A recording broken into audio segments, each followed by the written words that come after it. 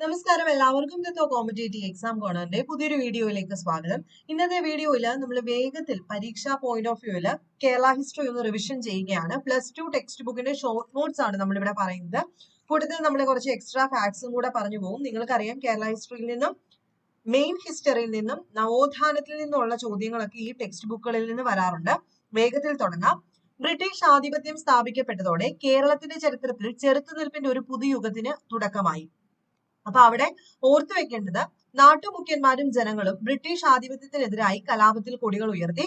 ആ പ്രസ്ഥാനങ്ങളിൽ മലബാറിൽ പഴശ്ശിരാജ, കുറിച്യർ, മാപ്പിള കർഷകർ എന്നിവരും, തിരുവിതാംകൂറിൽ വേലുത്തമ്പി ദളവയും, കൊച്ചിയിൽ പാലിയത്തച്ഛനും നേതൃത്വം നൽകി. അറിയാമല്ലോ, പഴശ്ശി കലാപം സ്ഥിരമായിട്ട് ചോദിക്കുന്നുണ്ട്. പഴശ്ശി കലാപത്തെ പറ്റിയിട്ട് ഡീറ്റെയിൽഡ് ആയിട്ട് ഒന്ന് അറിഞ്ഞിട്ട് പോവുക.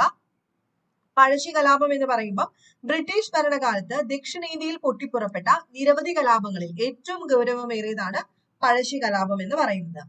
ഈ കലാപത്തിൽ വീരപുരുഷൻ കേരളവർമ്മ പഴശ്ശിരാജയായിരുന്നു. 2 ഘട്ടങ്ങളായിട്ടാണ്. ഇതിനകത്ത് ഒന്നാം ഘട്ടം എന്ന് പറയുന്നത് ഏതാണ്? 1793 മുതൽ 1797 വരെയാണ് പഴശ്ശിരാജാവിന്റെ ഒന്നാം ഘട്ടം, ഒന്നാം പഴശ്ശി യുദ്ധം എന്ന് പറയുന്നത്. എന്നാൽ അതിന്റെ കാരണം ചോദിക്കാം. ബ്രിട്ടീഷുകാരുടെ തെറ്റായ നികുതി നയമായിരുന്നു ഒന്നാം കലാപത്തിന്റെ പ്രാഥമിക കാരണം. 1792 മലബാർ ബ്രിട്ടീഷ് ആധിപത്യത്തിന് കീഴിലായപ്പോൾ നികുതി പിരിക്കാനുള്ള അധികാരം അവർ പ്രാദേശിക ഭരണാധികാരികൾക്ക് നൽകി. അവരുടെ നികുതി നിർണയവും പിരിവും ഒക്കെ നിഷ്ഠൂരമായിരുന്നു. ഇതിനു പുറമെ പഴശ്ശിയുടെ എതിർപ്പിന് മറ്റൊരു കാരണം കൂടെയുണ്ട്. ഏതാത്? ശ്രീരംഗപട്ടണം സന്ധിക്ക് ശേഷം നികുതി പിരിക്കാനുള്ള അധികാരം കമ്പനി നൽകിയത് ആർക്കാണ്? കുറുമ്പ്രനാട് രാജാവിനായിരുന്നു. അപ്പൊ 2 കാരണങ്ങൾ കൊണ്ടാണ് തുടക്കം കുറിച്ചത്. അപ്പൊ പ്രധാന കാരണം എന്താ? ബ്രിട്ടീഷുകാരുടെ നികുതി പിരിവ്. ഓക്കെ, അടുത്ത നോക്കുക. ബ്രിട്ടീഷുകാർക്കുള്ള നികുതി പിരിവ് തടഞ്ഞുകൊണ്ടാണ് പഴശ്ശിരാജാവ് കലാപത്തിന് തുടക്കം കുറിച്ചത്. മുസ്ലിം, നായർ കർഷകരും ഗോത്രക്കാരായ കുറിച്യരും കുറുമ്പരും ഉൾപ്പെടുന്ന പഴശ്ശിയുടെ സൈന്യം കമ്പനിയുടെ സേനയ്ക്കെതിരെ അതിശക്തമായി ചെറുത്തുനിൽപ്പ് നടത്തി. മൈസൂർ ഭരണാധികാരിയായിരുന്ന ടിപ്പു സുൽത്താൻ ബ്രിട്ടീഷുകാർക്കെതിരെ വീണ്ടും യുദ്ധം ആരംഭിച്ചതോടെ പഴശ്ശിയുമായി ബ്രിട്ടീഷുകാർ സന്ധിക്ക് തയ്യാറാകുന്നു. ഇതോടെ കലാപത്തിന്റെ ഒന്നാം ഘട്ടം ഏത് വർഷം അവസാനിച്ചു? 1797 അവസാനിച്ചു. അപ്പം ടിപ്പു സുൽത്താനും ബ്രിട്ടീഷുകാർക്കെതിരെ യുദ്ധം ആരംഭിച്ചതോടെ ബ്രിട്ടീഷുകാര് പഴശ്ശി രാജാവുമായിട്ട് സന്ധിക്കിടപെട്ടതാണ് ഒന്നാമത്തെ പഴശ്ശി രാജാവുമായിട്ടുള്ള യുദ്ധം അവസാനിച്ചത്. ഇതിന്റെ രണ്ടാം ഘട്ടം 1800 തുടങ്ങിയത്. 1805 വരെയാണ് ഉണ്ടായിരുന്നത്. അതിന്റെ കാരണം എന്താണ്? വയനാടിനെ ചൊല്ലിയുള്ള തർക്കമാണ് രണ്ടാം ഘട്ടത്തിന്റെ കാരണം. കുറിച്യരും കുറുമ്പരുടെയും സഹായത്തോടെ പഴശ്ശിരാജാവ് ബ്രിട്ടീഷുകാർക്കെതിരെ ശക്തമായ പോരാട്ടം നടത്തി. തലശ്ശേരിയിലെ കളക്ടറായിരുന്ന തോമസ് ഹാർവി ബേബർ കോൽക്കാർ എന്ന പ്രാദേശിക സൈന്യത്തിന്റെ സഹായത്തോടെ പഴശ്ശിരാജാവിനെ ആക്രമിച്ചു. അങ്ങനെ 1805 നവംബർ 30 വയനാട്ടിലെ മാവിലത്തോട് എന്ന സ്ഥലത്ത് വെച്ച് നടന്ന ഏറ്റുമുട്ടലിൽ പഴശ്ശിരാജാവ് കൊല്ലപ്പെട്ടു. അപ്പൊ ഇവിടെ നിന്നും ചോദിക്കുന്നത്, ഒന്നാം പഴശ്ശി യുദ്ധം ചോദിക്കാറുണ്ട്. അതിന് കാരണം നമ്മൾ പറഞ്ഞു അല്ലെ. പ്രധാന കേന്ദ്രം പുരളിമലയാണ്, കണ്ണൂരാണ്. അതുപോലെ രണ്ടാം പഴശ്ശി യുദ്ധം എന്ന് പറയുന്നത് 4ാം മൈസൂർ യുദ്ധത്തിന്റെ അനന്തരഫലമാണ്. ഓക്കെ, 4ാം മൈസൂർ യുദ്ധത്തിന്റെ അനന്തരഫലമാണ് രണ്ടാം പഴശ്ശി യുദ്ധം എന്ന് പറയുന്നത്. അതുപോലെ പെട്ടെന്നുള്ള കാരണം നമ്മൾ പറഞ്ഞു, വയനാട് പിടിച്ചെടുക്കാൻ ശ്രമിച്ചതാണ് പെട്ടെന്നുള്ള കാരണം. അതുപോലെ ഓർത്തു വെച്ചേക്ക, കോൽക്കാർ എന്ന് പറയുന്നത്, അതായത് പഴശ്ശിരാജയെ പിടികൂടാനായിട്ട് ആർതർ വെല്ലസ്ലി രൂപീകരിച്ച സൈനിക സംഘം എന്നാണ് നമ്മൾ പഠിക്കുന്നത്. ഈ സമയത്തെ നമ്മുടെ സബ് കളക്ടർ എന്ന് പറയുന്നത്, രണ്ടാം പഴശ്ശി സമയത്ത് തലശ്ശേരിയിലെ സബ് കളക്ടർ ആണ് ആര്? Thomas Harvey ബേബർ. അദ്ദേഹമാണ് കോൽക്കാർ എന്ന് പറയുന്ന പ്രാദേശിക സൈന്യത്തിന്റെ സഹായത്തോടെ പഴശ്ശിരാജാവിനെ ആക്രമിച്ചത്. ആ സമയത്ത് ആരാണ് അവിടെ ഉണ്ടായിരുന്നത്? ഓർത്തു വെച്ചേക്ക, ആർതർ വെല്ലസ്ലി ആയിരുന്നു പട്ടാളത്തിന്റെ മേധാവി. ഇത്രയും ഓർത്തു വെച്ചേക്ക. ദെൻ വേലുത്തമ്പിയും പാലിയത്തച്ഛനും. തിരുവിതാംകൂറിലെയും കൊച്ചിയിലെയും റെസിഡന്റ് ആയി നിയമിതനായ മെക്കാളെ ആഭ്യന്തര ഭരണകാര്യങ്ങളിൽ അനാവശ്യമായി ഇടപെടാൻ തുടങ്ങിയതാണ് വേലുത്തമ്പിയെയും പാലിയത്തച്ഛനെയും ബ്രിട്ടീഷുകാർക്കെതിരെ പോരാടാനായിട്ട് പ്രേരിപ്പിച്ചത്. തിരുവിതാംകൂറിന്റെ സാമ്പത്തിക വിഷമതകൾ പരിഗണിക്കാതെ കമ്പനിക്ക് നൽകാനുള്ള കപ്പം ഉടൻ അടച്ചു തീർക്കണമെന്ന് മെക്കാളെ വാശി പിടിച്ചു. കൂടാതെ ഭാരിച്ച നികുതി കുടിശ്ശിക വരുത്തിവെച്ച മാത്തുതരകന്റെ സ്വത്ത് കണ്ടുകെട്ടാനുള്ള വേലുത്തമ്പി ദളവയുടെ ഉത്തരവ് മെക്കാളെ റദ്ദാക്കിയതും കലാപത്തിന് വഴിയൊരുക്കി. മെക്കാളയുമായി ശത്രുത വെച്ച് പുലർത്തിയിരുന്ന കൊച്ചിയിലെ പാലിയത്തച്ഛനുമായി വേലുത്തമ്പി ഒരു രഹസ്യ ധാരണയിൽ എത്തുന്നു. അങ്ങനെ മൗറീഷ്യസിലെ ഫ്രഞ്ചുകാരുടെ സഹായവും വേലുത്തമ്പി തേടി. വേലുത്തമ്പിയുടെയും പാലിയത്തച്ഛന്റെയും സംയുക്ത സൈന്യം, വർഷം നോക്കുക, 1808 മെക്കാളയുടെ കൊച്ചിയിലെ വസതിക്ക് നേരെ ആക്രമണം നടത്തി. ഇതിൽ നിന്ന് മെക്കാളെ രക്ഷപ്പെട്ടു. കലാപം നടന്നുകൊണ്ടിരിക്കെ കുണ്ടറയിലെത്തിയ വേലുത്തമ്പി അവിടെ വെച്ച് 1809 ജനുവരിയിൽ ഒരു വിളംബരം നടത്തി. അതാണ് കുണ്ടറ വിളംബരം അല്ലെ. അപ്പൊ ബ്രിട്ടീഷ് വിരുദ്ധ പോരാട്ടത്തിൽ ജനങ്ങളുടെ സഹായം അഭ്യർത്ഥിച്ചുകൊണ്ട് നടത്തിയ ഈ വിളംബരമാണ് കുണ്ടറ വിളംബരം എന്ന് അറിയപ്പെടുന്നത്. വർഷം 1809 ആണ്. കറക്റ്റ് ഡേറ്റ് എന്നാണ് ജനുവരി 11 കേട്ടോ. 1809 ജനുവരി 11 മകരം 1. അത് ക്ഷേത്രം, ആ ക്ഷേത്രത്തിന്റെ പേരെന്താ? ഇളമ്പള്ളൂർ ക്ഷേത്രം കുണ്ടറയില്. ബ്രിട്ടീഷുകാർ കൊച്ചി ആക്രമിച്ചതോടെ പാലിയത്തച്ഛൻ യുദ്ധരംഗത്ത് നിന്നും പിന്മാറി.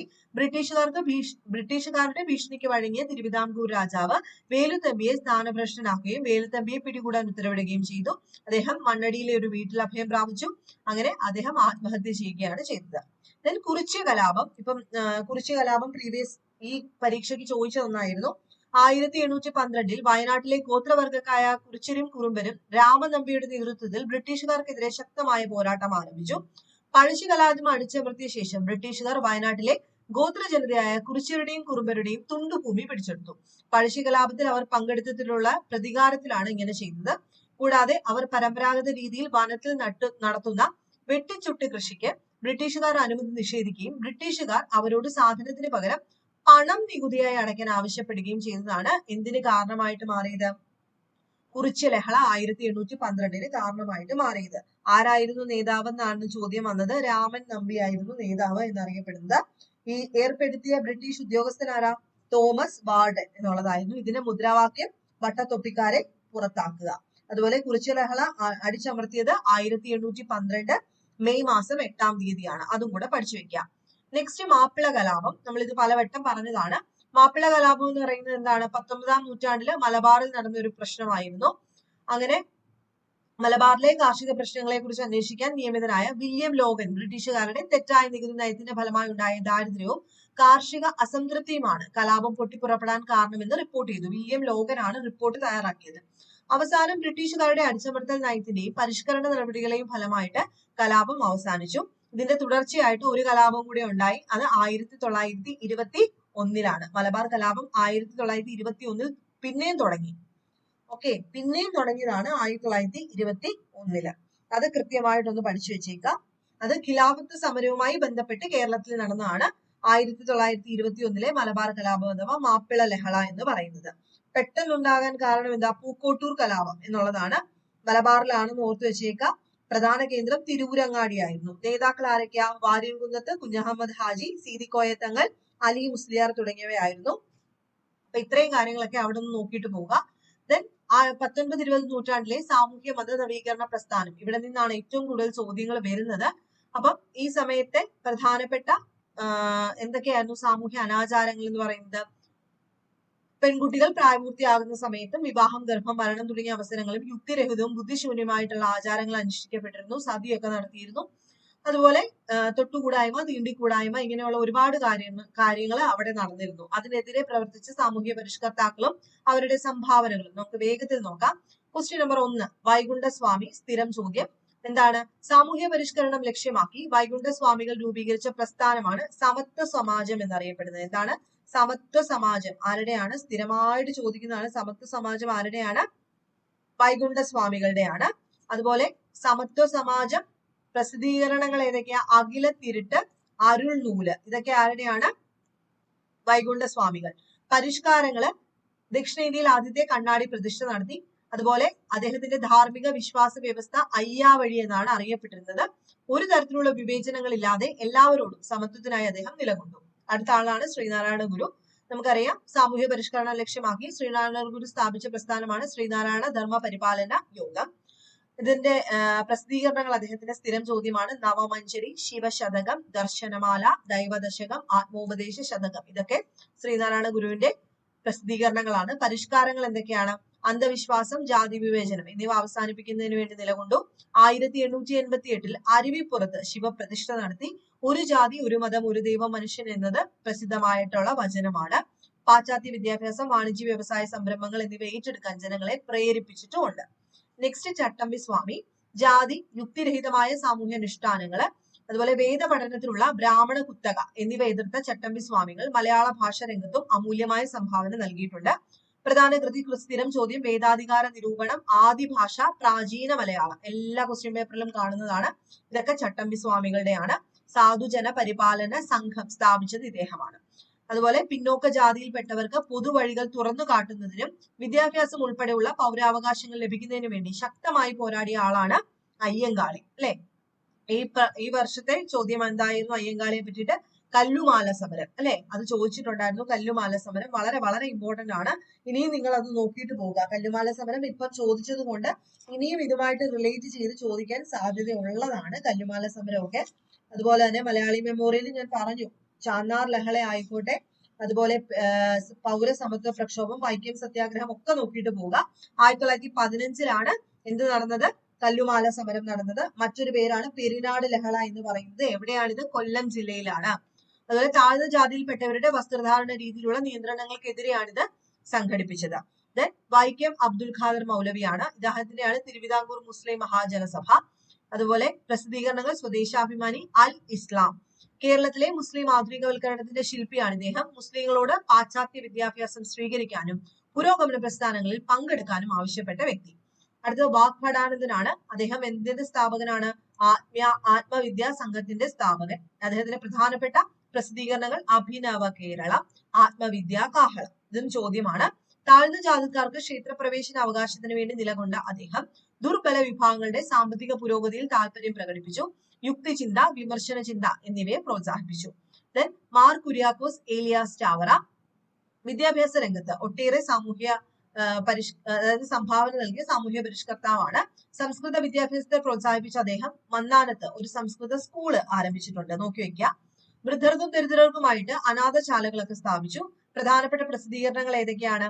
നാലാഗമങ്ങൾ, ധ്യാന സല്ലാപങ്ങൾ, ഇടയ നാടകങ്ങൾ, ആത്മാനുതാപം.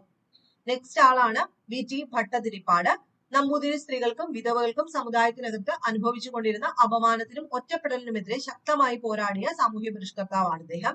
അതുപോലെ സ്ത്രീധന സമ്പ്രദായം, ശൈശവിവാഹം ഇതിനെയൊക്കെ എതിർത്തു. പ്രസിദ്ധീകരണം നമുക്ക് എല്ലാവർക്കും അറിയാം, അടുക്കളയിൽ നിന്നും അരങ്ങത്തേക്ക്. പിന്നെ ഓർത്തു വെക്കുക, പ്രധാനപ്പെട്ട ലഹളകൾ എന്തൊക്കെയായിരുന്നു? ഒന്ന് ചാന്നാർ ലഹള. ഞാനിപ്പോ പറഞ്ഞു ചാന്നാർ ലഹള വായിച്ചിട്ട് പോണമെന്ന്. 1859 നമുക്കറിയാം. ചാന്നാർ സമുദായത്തിൽപ്പെട്ട സ്ത്രീകൾക്ക് മേൽമുണ്ട് ധരിക്കാനുള്ള അവകാശത്തിന് വേണ്ടിയിട്ട് നടന്ന സമരമാണ് ചാന്നാർ ലഹള. ഈ പ്രക്ഷോഭണം അരങ്ങേറിയത് എവിടെയാണ്? തെക്കേ തിരുവിതാംകൂറിലാണ്. ക്രിസ്തു മതത്തിൽ ചേർന്ന ചാന്നാർ സ്ത്രീകൾ കുപ്പായം ധരിക്കാൻ അനുവദിച്ചുകൊണ്ടുള്ള ഒരു ഉത്തരവ് കേണൽ മൺറോ പുറപ്പെടുവിച്ചു. ഇതിന്റെ അടിസ്ഥാനത്തിൽ പൊതുയിടങ്ങളിൽ കുപ്പായം ധരിച്ച് പ്രത്യക്ഷപ്പെട്ട സ്ത്രീകളെ സവർണ ഹിന്ദുക്കൾ ആക്രമിക്കുന്നു. ചാന്നാർ സ്ത്രീകൾ പ്രത്യാക്രമണവും നടത്തി. അങ്ങനെ 1859 ജൂലൈ 26 വസ്ത്രധാരണത്തിലുള്ള എല്ലാ നിയന്ത്രണങ്ങളും നീക്കി ഗവൺമെന്റ് ഒരു രാജകീയ വിളംബരം പുറത്തിറക്കി. ആരാ അനുവാദം കൊടുത്തത്? ഉത്രം തിരുനാൾ മാർത്താണ്ഡ വർമ്മയായിരുന്നു. വൈക്കം സത്യാഗ്രഹമാണ്. 1924-25 വൈക്കം സത്യാഗ്രഹം നടക്കുന്നത്. അയിത്തോച്ചാടനത്തിനെതിരെ കേരളത്തിൽ നടന്ന ആദ്യത്തെ പ്രധാന പ്രക്ഷോഭമാണ് വൈക്കം സത്യാഗ്രഹം എന്ന് പറയുന്നത്. 1924 ആരംഭിച്ചത് മാർച്ച് 30 1924. ഇത് സത്യാഗ്രഹം ആരംഭിച്ച വ്യക്തികൾ ആരൊക്കെയാ? കുഞ്ഞാപ്പി, ബാഹുലയൻ, ഗോവിന്ദ പണിക്കർ എന്ന് പറയുന്ന 3 പുലയ, ഈഴവ, നായർ സമുദായത്തിൽപ്പെട്ടവരായിരുന്നു. വൈക്കം ക്ഷേത്രത്തിന് സമീപമുള്ള റോഡുകളിൽ കൂടി അവർണർക്ക് നടക്കുന്നതിനുള്ള അവകാശം നേടുക എന്നതായിരുന്നു ഇതിന്റെ ലക്ഷ്യം. TK Madhavan, Mannath Padmanabhan, CV Kunhiraman, KP Kesava Menon തുടങ്ങിയവരാണ് സത്യാഗ്രഹത്തിന് നേതൃത്വം നൽകിയത്. ഇത് പ്രീവിയസ് ചോദ്യമാണ്. ഇതിനകത്ത് കൊടുക്കാത്തവർ ആരൊക്കെയാണെന്ന് ഞാൻ ഒന്നുകൂടെ പറയാം. TK മാധവനും KP കേശവമേനോനുമാണ് പ്രധാന നേതാക്കൾ. കൂട്ടത്തിൽ ആരൊക്കെയാ? CV കുഞ്ഞിരാമൻ, K കേളപ്പൻ, മന്നത്ത് പത്മനാഭൻ, ചങ്ങനാശ്ശേരി പരമേശ്വരൻ പിള്ള, കുരു നീലകണ്ഠപിള്ള മുതലായവര് മറ്റ് നേതാക്കളായിരുന്നു. ഈ ഐക്യത്തിനെതിരെ TK മാധവൻ പ്രമേയം അവതരിപ്പിച്ച കോൺഗ്രസ് സമ്മേളനം ഏതാണ്? കാക്കിനട സമ്മേളനം 1923. അതുപോലെ ഈ സത്യാഗ്രഹത്തെ പിന്തുണച്ചുകൊണ്ടാണ് മന്നത്ത് പത്മനാഭന്റെ നേതൃത്വത്തിൽ സവർണ ജാഥ നടന്നത്. ഗാന്ധിജിയുടെ ഇടപെടലിനെ തുടർന്ന് ഇന്ന് ഈ സമരം വിജയകരമായി അവസാനിച്ചു. ക്ഷേത്രത്തിന് സമീപമുള്ള റോഡുകൾ ജാതി വ്യത്യാസമന്യേ എല്ലാ ഹിന്ദുക്കൾക്കും വേണ്ടി തുറന്നു കൊടുക്കാനായിട്ട് ഗവൺമെന്റ് തീരുമാനിക്കുന്നു. അതുപോലെ 1925 മഹാത്മാഗാന്ധി തിരുവിതാംകൂർ സന്ദർശിച്ചിട്ടുണ്ടായിരുന്നു. ആ സമയത്തെ ഭരണാധികാരി ആരായിരുന്നു? സേതുലക്ഷ്മി ഭായ് ആയിരുന്നു. തുടങ്ങുമ്പോൾ ആരായിരുന്നു? ശ്രീമൂലം തിരുനാളായിരുന്നു. അവസാനിക്കുമ്പോൾ സേതുലക്ഷ്മി ഭായ് ആണ് സമരം. അടുത്ത ഗുരുവായൂർ സത്യാഗ്രഹം 1931-32 അത് പ്രധാനപ്പെട്ട ഒരു കാര്യമാണ്. 1931 ആണ് എപ്പോഴും ചോദിക്കാറുള്ളത്. ഗുരുവായൂർ ക്ഷേത്രം എല്ലാ ഹിന്ദുക്കൾക്കും തുറന്നു കൊടുക്കുക, ഇതായിരുന്നു ലക്ഷ്യം. അങ്ങനെ ഇതിന് നേതൃത്വം കൊടുത്തവർ ആരായിരുന്നു? K Kelappan, Mannath Padmanabhan, A K Gopalan, P Krishna Pillai തുടങ്ങിയവരാണ്. അതുപോലെ ഈ ഗാന്ധിജിയുടെ നിർദ്ദേശപ്രകാരം നിരാഹാരം സ്റ്റാർട്ട് ചെയ്തത് കെ കേളപ്പനാണ്. 1932 സെപ്റ്റംബർ 21 ഈ ഒരു നിരാഹാരം അനുഷ്ഠിച്ച വ്യക്തിയാണ് ആരാണ് കെ കേളപ്പൻ എന്ന് പറയുന്നത്. ഈ അവസാനിപ്പിക്കുന്നത് ഒക്ടോബർ 2 സെപ്റ്റംബർ 21 നിരാഹാരം കിടന്നു, അവസാനിപ്പിച്ചത് ഒക്ടോബർ 2 1932. ക്ഷേത്രത്തിന് മുന്നിൽ കെ കേളപ്പൻ ഒരു അനിശ്ചിതകാല നിരാഹാരം ആരംഭിച്ചു. ഗാന്ധിജിയുടെ ഉപദേശപ്രകാരം ഒക്ടോബർ 2 അവസാനിപ്പിക്കുകയും ചെയ്തു. ക്ഷേത്ര പ്രവേശനത്തെ കുറിച്ചുള്ള പൊതുജനങ്ങളുടെ അഭിപ്രായം അറിയാൻ പൊന്നാനി താലൂക്കിലെ ഹിന്ദുക്കൾക്കിടയിൽ ഒരു ജനഹിത പരിശോധന നടത്തുന്നു. അപ്പൊ ജനങ്ങളിൽ ഭൂരിഭാഗം പേർക്കും അവർണരുടെ ക്ഷേത്രപ്രവേശത്തെ അനുകൂലിച്ചു. അങ്ങനെ ഗുരുവായൂർ ക്ഷേത്ര പ്രവേശനത്തിന് അനുകൂലമായിട്ടുള്ള ഒരു കാലാവസ്ഥ വരുന്നു.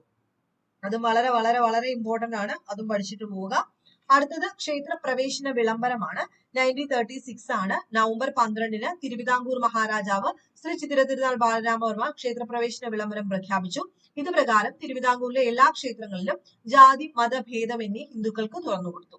ഇത് ആധുനിക കാലത്തെ മഹാത്ഭുതം എന്ന് മഹാത്മാഗാന്ധി വിളിച്ചത് ക്ഷേത്രപ്രവേശന വിളംബരത്തെയാണ്. ദെൻ പാലിയം സത്യാഗ്രഹമാണ്. പാലിയം സത്യാഗ്രഹം അയിത്തോച്ചാടനത്തിനായി കേരളത്തിൽ നടന്ന മറ്റൊരു പ്രധാന പ്രക്ഷോഭമാണ്. കൊച്ചി രാജ്യത്ത് ക്ഷേത്രങ്ങളിലേക്കും സവർണരുടെ ഭവനങ്ങളിലേക്കും പോകുന്ന സമീപ റോഡുകളിലും അവർണർക്ക് പ്രവേശനം ഉണ്ടായിരുന്നില്ല. വീട്ടിലോട്ട് പോകത്തില്ലേ? അപ്പൊ കൊച്ചിയിലെ മുൻ മന്ത്രി മുഖ്യനായിരുന്ന പാലിയത്തച്ഛന്റെ തേന്നമംഗലത്തുള്ള വീടിന് മുന്നിലുള്ള റോഡിൽ കൂടി നടക്കാനുള്ള അവർണരുടെ ശ്രമങ്ങൾ സംഘർഷത്തിലേക്ക് നയിച്ചു. ഈ സാഹചര്യത്തിൽ പാലിയം റോഡ് എല്ലാവർക്കും തുറന്നു കൊടുക്കാൻ പാലിയം കുടുംബത്തെ നിർബന്ധിക്കുന്നതിനായി കൊച്ചി രാജ്യ പ്രജാമണ്ഡലം, കമ്മ്യൂണിസ്റ്റ് പാർട്ടി, SNDP യോഗം തുടങ്ങിയവർ സംയുക്തമായിട്ട് ഒരു സത്യാഗ്രഹം സംഘടിപ്പിച്ചു. സി കേശവൻ തുടക്കം കുറിച്ച സത്യാഗ്രഹം 1947 ഡിസംബർ 4 ആരംഭിച്ചു. സത്യാഗ്രഹികളിൽ ഒരാളായ AG വേലായുധന്റെ മരണത്തെ തുടർന്ന് സത്യാഗ്രഹം പിൻവലിച്ചു. 1948 ഏപ്രിലിൽ കൊച്ചിയിലെ എല്ലാ ക്ഷേത്രങ്ങളും എല്ലാ വിഭാഗം ഹിന്ദുക്കൾക്കുമായിട്ട് തുറന്നു കൊടുത്തു. അപ്പം ഈ പാലിയം സത്യാഗ്രഹത്തിന്റെ പ്രധാന നേതാവ് സി കേശവനാണ് കേട്ടോ. ഔദ്യോഗിക ഉദ്ഘാടനം ചെയ്തതും ഇദ്ദേഹം തന്നെയാണ്. ഈ നേതൃത്വം നൽകിയത് SNDP, Pulaya Mahasabha, communist party. രക്തസാക്ഷി AG വേലായുധൻ. ഓർത്തു വെച്ചേക്കുമല്ലോ. അപ്പൊ ഇത്രയും പോയിന്റ്സ് എങ്കിലും നിങ്ങൾ നോക്കിയിട്ട് പോവുക. ക്വിക്ക് റിവിഷൻ ആയിരുന്നു, ഞാൻ വളരെ സ്പീഡിലാണ് പറഞ്ഞത്, എനിക്കറിയാം. നിങ്ങൾക്കെല്ലാം അറിയാവുന്ന പോയിന്റ്സ് ആണ്, എങ്കിലും ഒരു റിവിഷൻ പോലെ ഇത് കണക്കാക്കുക. നെക്സ്റ്റ് വീഡിയോയിൽ കാണാം.